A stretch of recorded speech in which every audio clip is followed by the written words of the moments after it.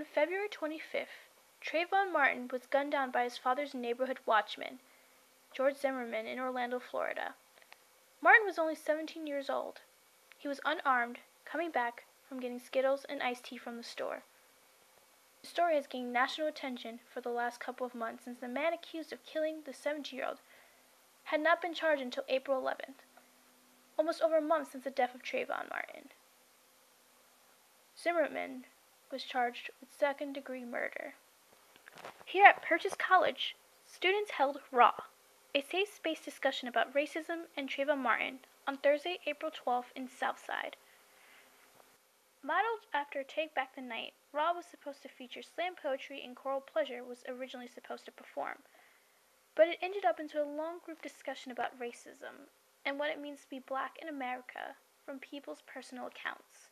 That's taken aback and stuff like that. But once everyone sat next to each other and things, it became much more of a safe space. That's true.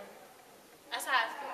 At first, I felt like it was a battle between the races. It really did. And then when we broke up and everyone sat down and more people became vocal, it felt really like a safe space. And that's what we need to be able to discuss these things without it ending in riot or shooting or I hate you or I just... Members of the Diversity Outreach Board were ecstatic with the turnout. It became a lot more personal. It gave a lot more time for people to actually say what's on their mind and how they feel and to express themselves, which is probably what was the most important thing to take away from this. People have these thoughts and feelings, but nobody's letting them voice their opinions. Tiny moment where I was like, maybe I should contact Ashim and say we have to do it next week.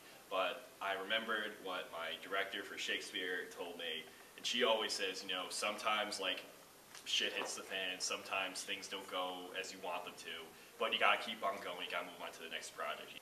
As the story gains more attention, more information has been produced that makes this an even sadder story. A young man was taken way too soon, and over something that could have been avoided. People are demanding justice, and George Zimmerman's arrest was the first start. This is Bianca Clendenin reporting for The Brick.